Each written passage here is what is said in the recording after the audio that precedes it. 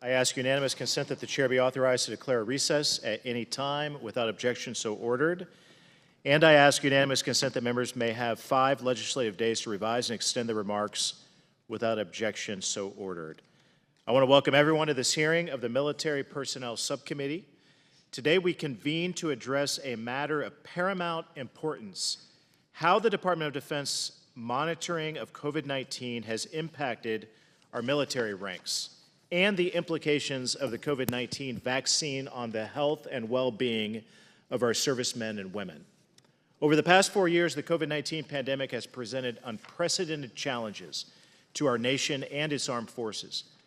As the virus has become just another part of the yearly flu season, we need to look with clear eyes and healthy skepticism at how the department handled the pandemic, the effects of the virus and vaccines on our service members' health, and if the department's policies and practices actually mitigated any risk to service members and their families.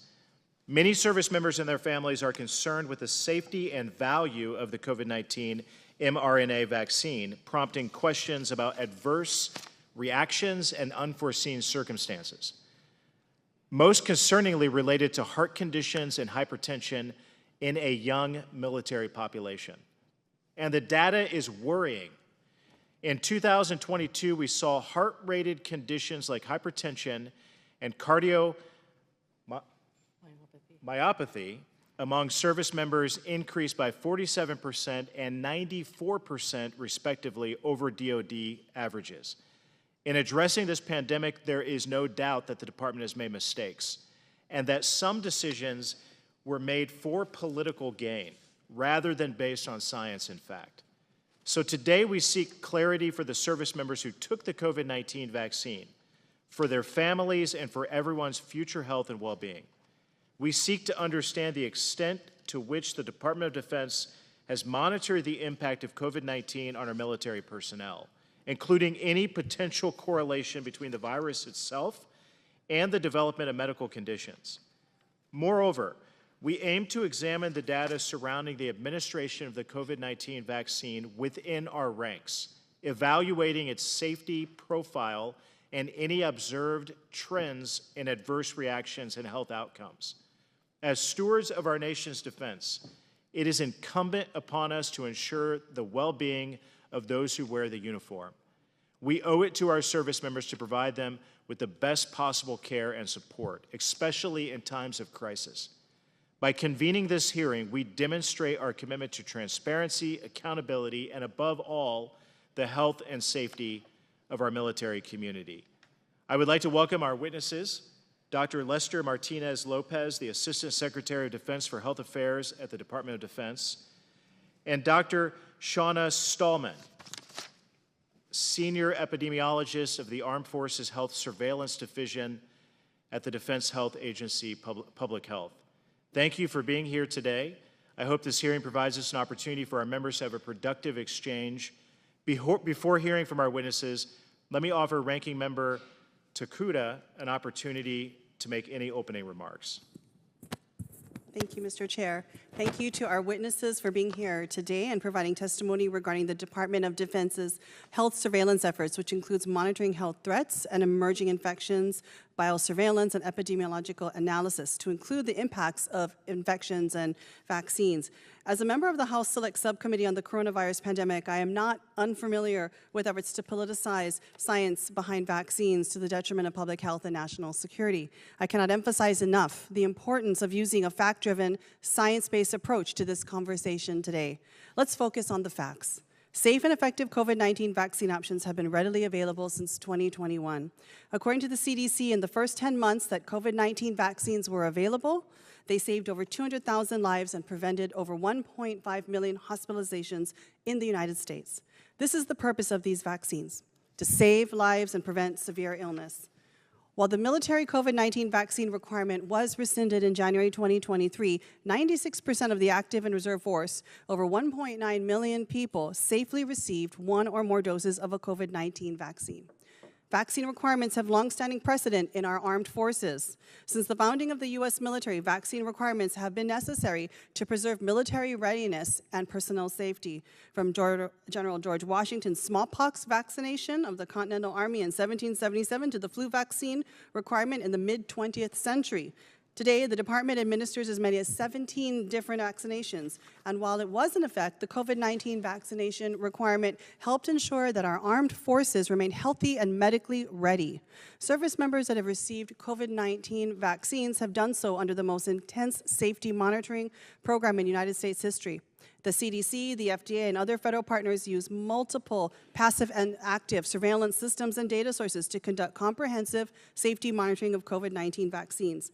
And the Department of Defense conducts near real-time monitoring and research on the impacts of COVID-19 vaccinations and infections through the military health system.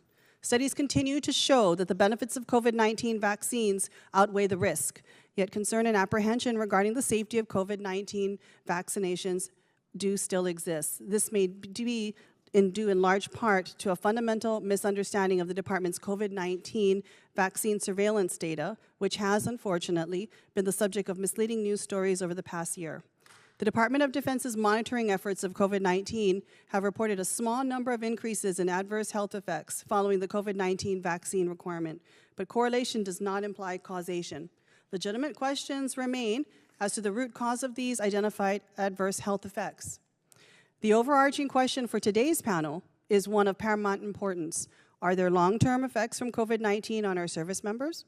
And if so, how do we discern whether any increase in reported adverse health effects are attributable to the virus itself or to the vaccine? To address this question comprehensively, we must approach today's discussion with scientific rigor, ensuring that we prioritize the health and safety of our all-volunteer force as a whole above all else.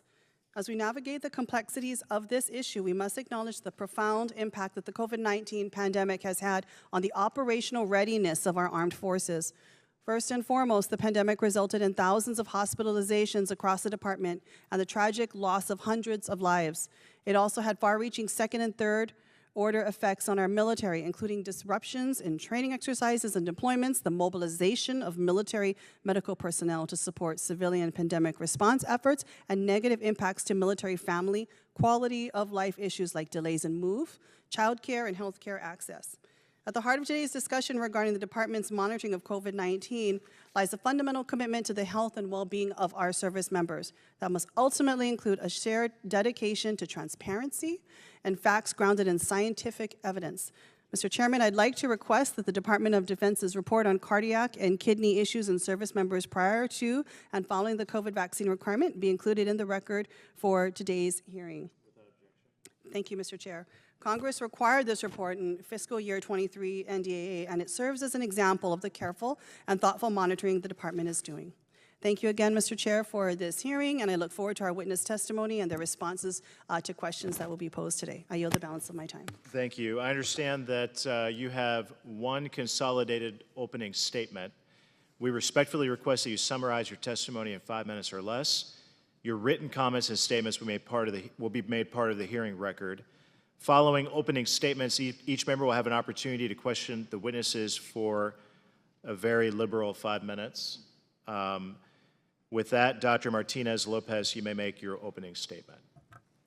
Chairman Banks, Ranking Member Takuda, distinguished members of the subcommittee, we are pleased to represent the Office of the Secretary of Defense to discuss the department's ongoing health surveillance of the force related to COVID-19 in the aftermath of the global pandemic. This testimony provides the committee with information on some of the key data used to track the health of service members and provides updates on some past and future studies related to the impact of COVID-19 on the health of the service members. Service members, like all members of our nation, experience the effects of the global COVID-19 pandemic.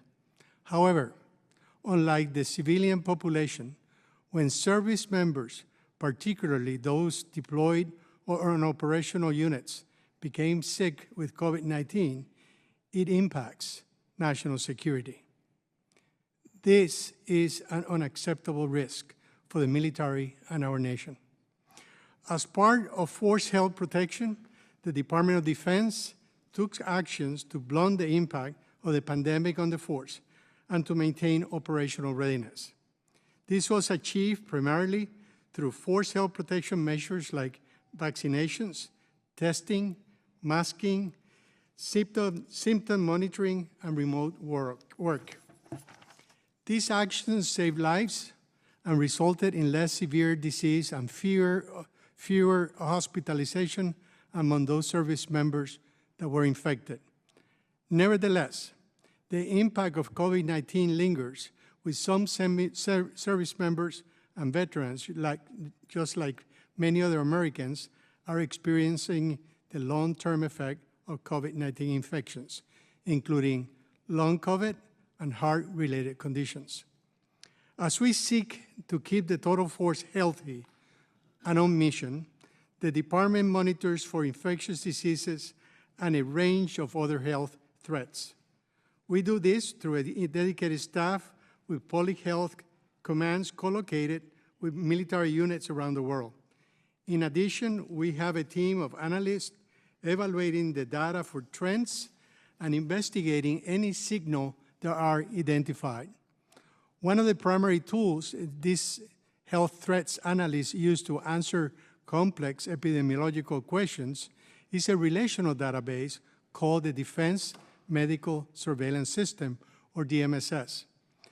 As the central repository of medical surveillance data for the U.S. Armed Forces, DMSS contains up-to-date and historical data on diseases and medical events, including inpatient and ambulatory medical encounters, immunizations, prescriptions, laboratory data, and deployment health assessment and casualty data.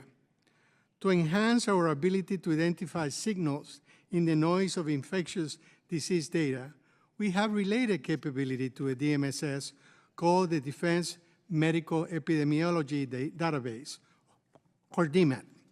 DMED, using its proper context, is a useful tool for DoD medical and public health professionals to monitor health trends among their local populations and identify potential issues that require further inquiry or research. The DoD's data is compelling. In looking at the impact of vaccine, the department's data show that unvaccinated individuals with a reported COVID-19 infection were at significantly higher risk of developing 3 cardiac conditions: myocarditis, pericarditis, and acute myocardial infarction, compared to individuals who received a COVID vaccine. Further, the DoD data show that among the 31 active duty service members who died from COVID-19, none of them were fully vaccinated.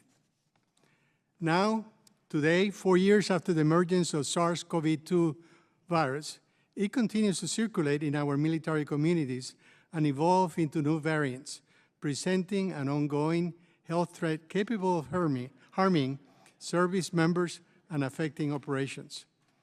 The department remains committed to protecting the health of the force and to better understand these impacts as we prepare for future health threats. Our ongoing studies will support the development of therapeutics and medical countermeasures. We will also continue to evaluate the relationship between COVID-19 infection or COVID-19 vaccinations and cardiac conditions through surveillance and research.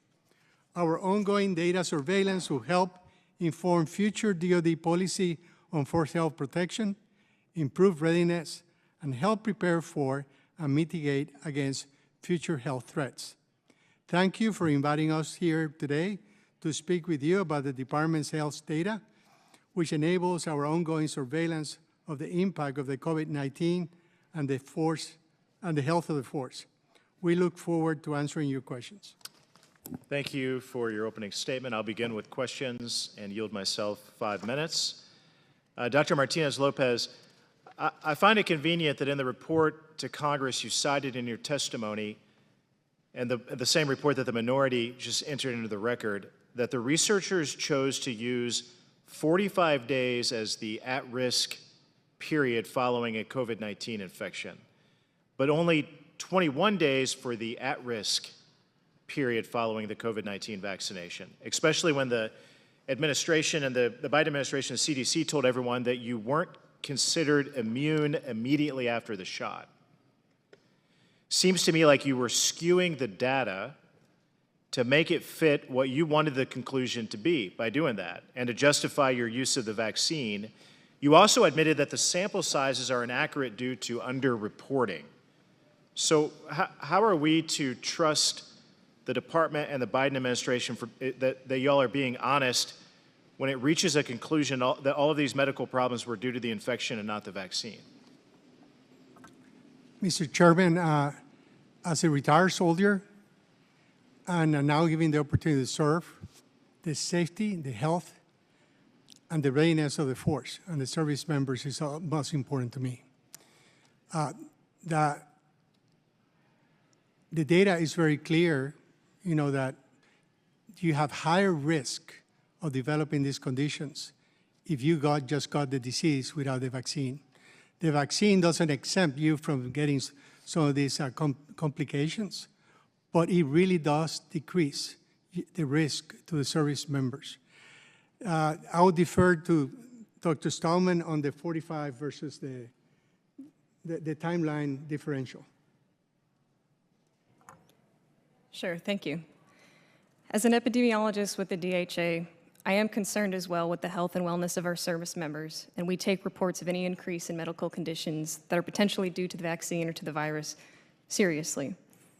In that report, we worked with cardiologists, specialists within DHA to determine the best risk window to use when looking at an adverse event in relation to the vaccine or to the virus. If you're looking at an event due to a vaccine, say 5 years later, it becomes less likely that that event is actually due to the vaccine because you've accumulated much more exposures over time. So in talking with cardiologists and SMEs, and in the work that the Immunizations Healthcare Division has done in clinically following the myocarditis and pericarditis cases within DoD, we knew that most myocarditis and pericarditis cases, when they occurred due to a result of vaccine, will occur within 21 days after the vaccine. We also know in working with cardiologist experts within DoD that if you're going to have a myocarditis or pericarditis event following COVID-19 infection, it's most likely to show up within that 45-day period. So we chose that period because we're using administrative data. We were not able to go in to confirm that the event was clinically ruled out due to some other condition. So using administrative data, you have to use a risk window period so that it's likely you're looking at an event that's due to your exposure. Okay, so on that point, either one of you, can you tell me how many new cases of myocarditis there were among active duty service members in 2020?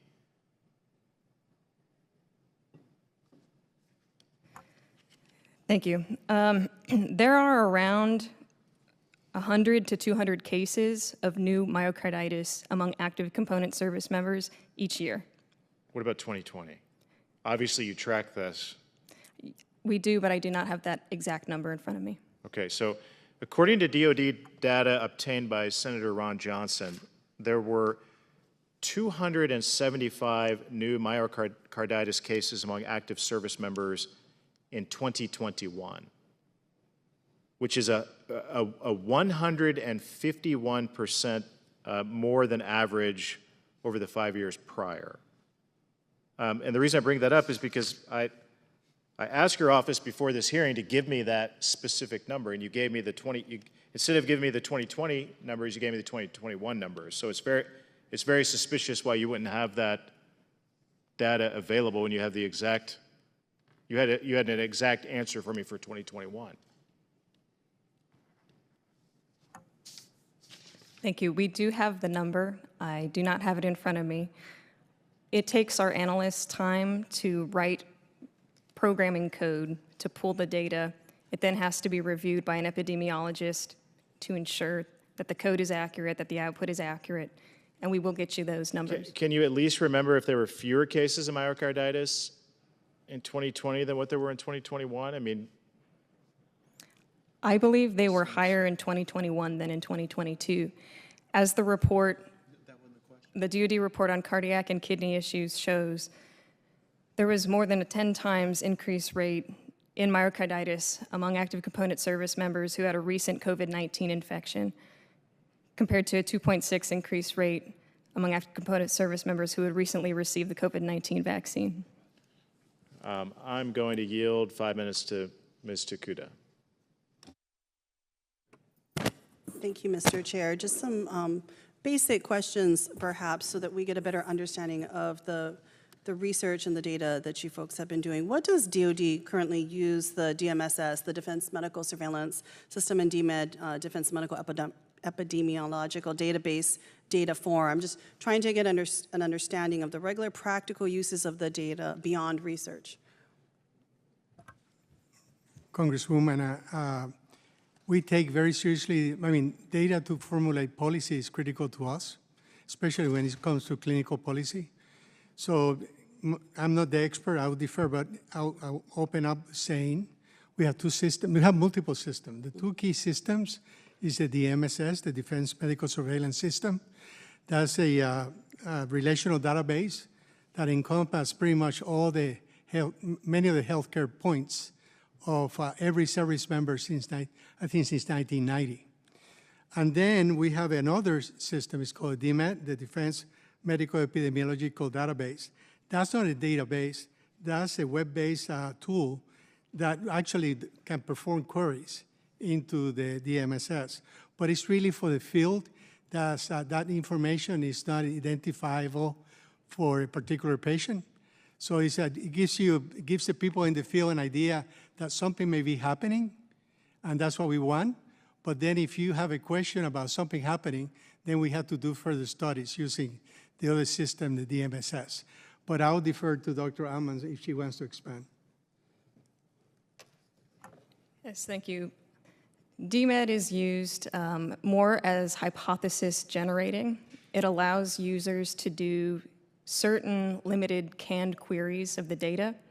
The default output, if you do a query on DMED looking at a certain ICD diagnostic code from a drop-down list that you can choose, the default output that it will give you include numbers of outpatient encounters with diagnoses made in the first diagnostic position. So it's a useful tool to get a quick idea of how common commonly we're seeing encounters for certain conditions. It can also do very basic population level queries. It does not contain any information about vaccine. The Defense Medical Surveillance System is used by health analysts at the Armed Forces Health Surveillance Division to do comprehensive health surveillance for service members. It's the data source that feeds the DMED. So DMED is refreshed on an approximately monthly basis with data from the DMSS, but just a limited amount of those data. Okay, thank you. That differentiation is very helpful. I think part of it is, while DMED seems to be more of that open source that you have, it is also very, it's very limited. And if people do not understand that, in fact, it's an aggregated data set, it's not disaggregated, obviously because you have privacy issues, although you could potentially de-identify some of that, but because it is not disaggregated out, you really can't differentiate between new encounters, follow-up encounters. I believe that's something that you've referenced in your testimony, that this DMED is very much limited, potentially open to misinterpretation of results for those that are using it in the field to try to figure out if something is happening. So my question would be, given that it's subject to misinterpretation and it's very limited in its scope because it is aggregated, has there been conversations about perhaps making DMED more of a disaggregated type of system so that you can get truer results if you're actually using it? If not, it's always going to be subject to potential misinterpretation by the users or limited by user understanding of the data that's within it. Congresswoman, I think the intent of the DMED is to have it available across the force as a first trigger. In other words, you have a question, you have a query. But I guess my concern is you have it as a first trigger, but if the user is unsophisticated to understand that it is limited, what you're going to have out there is misinformation and false assumptions. So I do feel that we have to make sure when we do have these data sets that it gives the most accurate information possible and is as user-friendly as possible. I think right now the way DMED is, it is great that it's there, but I think it is going to be subject to more misinformation and false assumptions being made if users are unaware of its limitations and misinterpreting the data that they're getting from it. I know, Chair, I'm almost out of my time, so I'll just yield back to you. Thank you. I yield 5 minutes to Mr. Gates. Dr. Martinez-Lopez, is the Department of Defense covering up vaccine injuries? Congressman, no. So who is Lieutenant Ted Macy? Congressman, I don't know the lieutenant. Well, it's sort of the reason we're here. On November 27, 2023, Navy Medical Corps Officer Lieutenant Ted Macy shared a video on X where he expressed grave concern for his patients suffering after receiving the COVID-19 vaccine. And according to Lieutenant Macy, he tried reporting the DoD data from the DMED system to his superiors, and he was subsequently silenced and punished. He lost access to the DMED system. He's been removed from seeing his patients and has been relegated to some broom closet somewhere to continue his service. It seems to me that Lieutenant Macy has suffered more than the people who screwed up the DMED system. So why is this person being punished for trying to showcase data that was alarming? Congressman, I'm not prepared to talk about specifics on the lieutenant because I really don't know, but I'll be glad to answer any questions regarding the system of the vaccines and our findings. Well, right, but part of the system and the vaccines and how we conduct oversight is that if there are whistleblowers who say that you're not doing your job right, and if there are whistleblowers concerned about a cover-up, there's a process by which that has to get to the Inspector General and be reviewed. And in the case of Lieutenant Macy's concerns, those languished for like more than 5 months. Do you have any reason why a request made through the chain of command to view this data that could illuminate concerns over vaccine injuries was smothered? Again, Congressman, I'm not prepared to talk details. Okay, well, maybe let's get to what you're prepared to talk about. Let's get to the actual data that's so concerning. Since the people who raise concerns about the data, they get punished and we don't seem to remember them. The hypertensive diseases, up 23% when you compare the 2016 to 2020 averages to cases in 2021. Does that sound right? That sounds right. So hypertensive diseases up 23%. Then ovarian dysfunction, up 35%. Does that sound right? I'm not specific. Can we? Does that sound right, Dr. Stahlman? I think you're referencing something from an older document, but it could be. Oh, I'm referencing data from the Defense Medical Surveillance System. Yeah. Is that a system that you're both familiar with? Yes. Okay, so that system says that hypertensive diseases up 23%, ovarian dysfunction up 35%, pulmonary embolisms, which as we all know can kill you, up 43%, myocarditis, as Chairman Banks was describing, up 151%.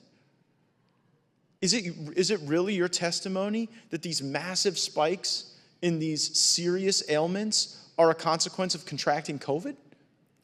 Is that your best medical opinion? Congressman, not all, but I mean, many of them, obviously, ovarian dysfunction, there are other reasons. Emboli, there's other reasons.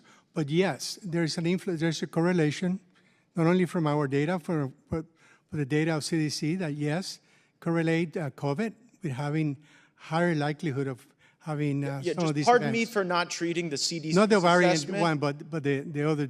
The vaccine or the virus? Both. The virus, and like the cardiomyopathy is a little bit higher.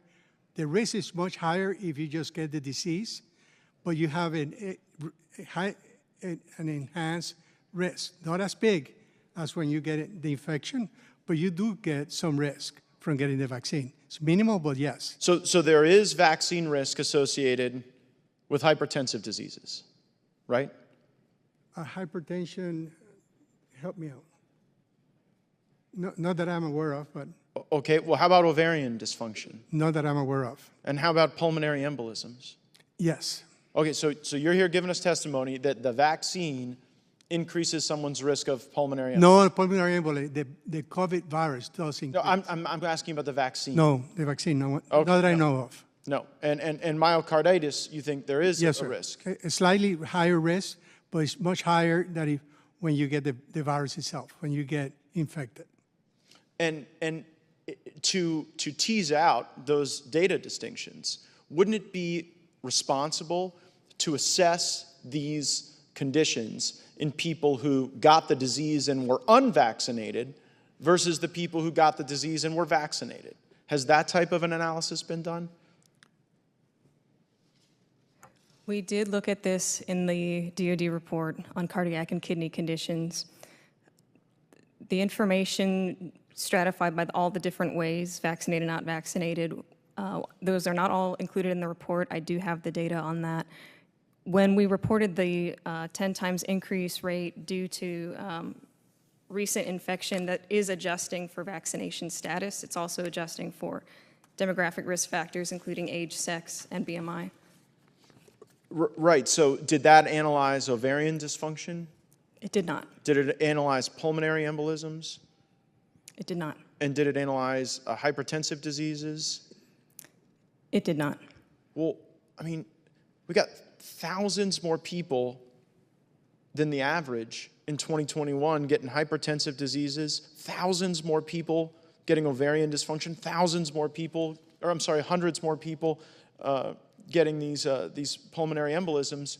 What's the case against analyzing those conditions that have seen these increases in the vaccinated versus the unvaccinated? We are continuing to do surveillance on these conditions, and we are open to doing additional work on this. With chronic conditions, it is tricky to look at that in relation to a vaccine. Is a pulmonary embolism a chronic condition or is it an acute condition? We can look at acute condition. Yeah, your medical knowledge goes far beyond mine, but I would consider a pulmonary embolism acute, not chronic.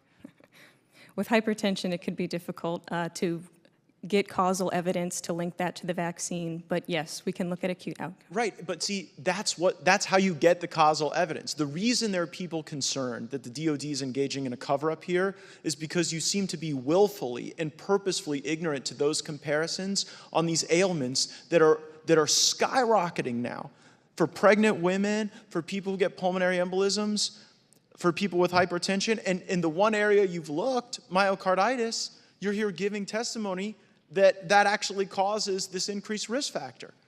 And so, Mr. Chairman, I hope we continue to follow up on this because my deep concern is that there is a cover-up here and that they're playing games with the data so that we can't actually assess whether it's the vaccine or the ailment that is causing these acute conditions. And, I mean, wouldn't it be a tragic thing to have to discover that we hurt people with the vaccine more so than the virus did with the ailment, particularly in a condition where now the CDC, whose opinion I guess we treat like the gospel, is saying that you just should quarantine for 24 hours after you're done with your fever. So they have evolving sensibilities on this, and the only way we get to the bottom of it is that data comparison. I thank the chair's indulgence, and I yield back. Thank you. Agreed. That's why we asked for the 2020 figures, and I didn't ask you on the record before, but will you submit the 2020 figures to the committee? Can we take that for the record? Yes, sir. Okay. Mr. Moylan. Thank you, Mr. Chairman. Dr. Martinez-Lopez, and by the way, thank you for your service in the military. I appreciate that. And our Guard unit back in Guam, Air and Army, were also very responsive to the COVID-19 situation. They played a big role in supporting our island. And our Adjutant General, he has a lot of medical background too. He's a surgeon as well. He's really concerned now. We need to be ready for the next public health emergency on Guam. After all, we're Indo-PACOM region. We're the most western territory. We need to protect our community and our troops.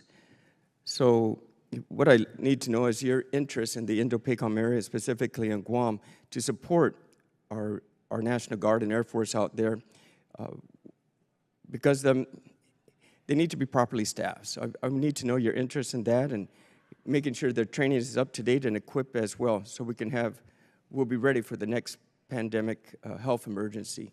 Congressman, I'm intimately involved with the issues of Guam. I'm very concerned about that. My concern is that we have the systems, not only for reserve and guard, for the many active duty that we have in Guam and family members. We are concerned about biosurveillance, making sure it's not just about COVID, not only about the things we know, but the things that we may not know coming about. And we want to make sure that, A, we detect them early, and number two, we have a response mechanism to ameliorate whatever threat comes in one way or any other way. I appreciate your concern and your continuous interest in the Indo-PACOM, specifically Guam. Thank you for that. Another question, Doctor. What do you and Admiral Valdez need to safeguard the Defense Health Agency's ability to support the military readiness if we were to enter a conflict in Indo-Pacific, while ensuring patients do not experience a lapse in care? What steps are you taking with stakeholders, our doctors, hospitals, and on Guam to prepare for future conflicts? We're way out there. We have no support from the mainland. Time is of the essence, please. Congressman, Lieutenant General Crossland just came from the theater, went to visit Guam, and visited with many of the civilian and military leadership on the island to address the medical. She's the director of the Defense Health Agency, and she came back with a report, trying to understand. She understood what the issues are. Now we're working through how we're going to counter whatever gaps she found on her trip. This has to be a two-way conversation with not only the military leadership, it has to be with the civilian leadership of the island, in the medical aspects. So we make sure that at least that we do our best to be in a good position to respond to any needs that is, in particular, our service members and family members need. Very good. And final question, Doctor. Currently, the U.S. Army Reserve on Guam carries out innovative readiness training mission in one of the villages, Jigo, to provide medical care to my community. Efforts like this are important for building goodwill between the people of Guam and the military, especially as the department plans to station increasing numbers of personnel on island. What can be done to expand efforts like this? This is very good for our community as well. Congressman, it's in our interest to have our troops ready and prepared to do the care they're going to be asked to do in combat. The way we achieve that is by seeing patients and taking care of patients. If there's an opportunity, a mutual opportunity by providing care to the local communities, we also enhance our skill sets as clinicians. That's a win-win for the department and our neighbors. So we are pursuing this not only in Guam, we're pursuing this across the country in those places where we can have a mutually agreeable and acceptable benefit. Then we're going to exactly go in that direction. And I hope that there will be many opportunities in Guam just to do that. I appreciate that, and I look forward to working with you closely on how we can assist as well. So thank you for your efforts. Thank you, Mr. Chairman. Thank you, Mr. Chairman. I appreciate you both being here, although I must say there is a growing trend within the DOD that my colleagues recognize as well, where people come here unprepared to be able to have the substantiated data that we require and that we've requested to make sure that we're able to get the answers and follow up. This is not the first time, so I hope that in future hearings you'll actually make sure that we have the subsequent data that we're trying to ask for, and all the algorithms and all the other data planning has actually gone forth.